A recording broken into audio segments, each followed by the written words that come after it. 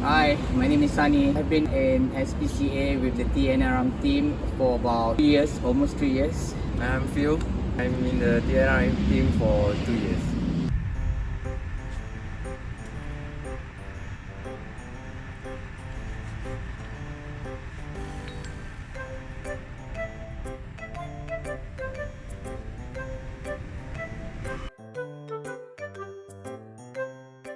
The importance of TNRM being introduced in Singapore is that we managed to control the population of the community dogs. Other than that, animal and human conflict, we managed to control that also. Because many times we get complaints about community dogs chasing after joggers, cyclists, even people walking. So with this TNRM project, we can lessen that complaint. What makes us happy is we get to rehome these community dogs, giving them a better life to live throughout. Before we start a trapping session, we would usually plan. Usually we will plan 1 week ahead, but way before that we have already recce the place to know how many dogs are there to be trapped, because some of the dogs have already been sterilized and all that. A typical trapping session would be us coming in, preparing our equipment, the food to lure the dogs, and then we go to our site to do our trapping. Oh, of course we do. This particular one, right, which is in Bureau Crescent, we already got the sister. Her name is what?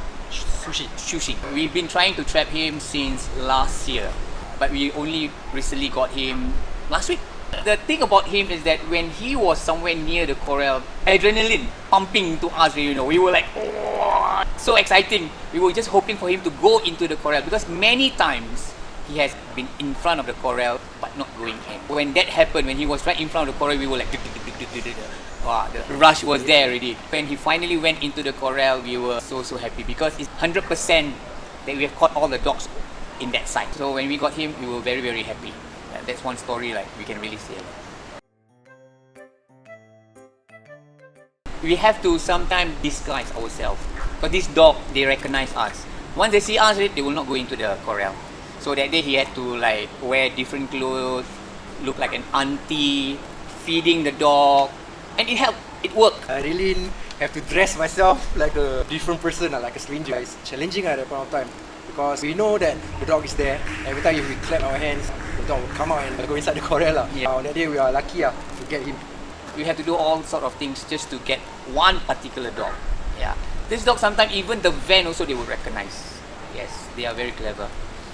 So we are happy that we got him.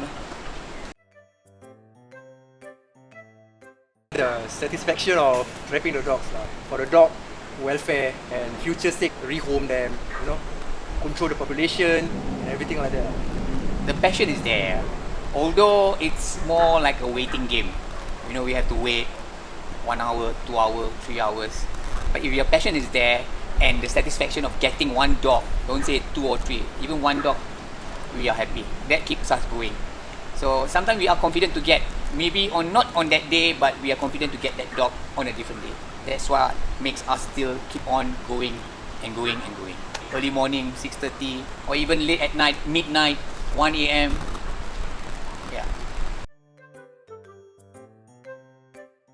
When we first started, it was challenging.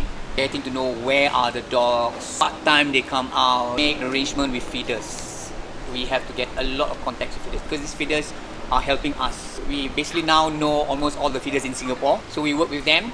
They would help us condition the dogs to be fed inside the corral, and when the time comes, we will basically trap the dogs. Some of the difficulties that we encounter are fierce dogs. They would lunge at you. So we do have safety gloves, all that stuff. But working with community dogs, it's so unpredictable. They can be nice at one time and they can just lunge at you at another time. When we have a lapse of concentration, that's where they get you. Like how it happened to me with my finger. It was late at night. We got the dog. We came back about 2 a.m. in the morning. Because of that lapse of concentration, I accidentally got part of my finger inside the cage where this dog just went for my finger. So I had to go through surgery to clean up and stitch up the wound. I was wearing gloves. If I was not wearing gloves, I think he would have chewed off my finger already. When you see us, don't be afraid. We are not going there to trap, to euthanize these community dogs. We are actually there to save them, to rescue them, because many times they still have this misconception that we are there to kill these community dogs, but we are not. So don't be afraid of us. I want to change the perception of people thinking why we are catching all these dogs, why we are trapping all these dogs. So I want them to know that it's for the dog's own good. That's why I joined them. I love animals and I got passion. That's why I choose TNRM. And it's like challenging. Every day is different. It's not a routine. I really do enjoy this. Enjoy my job.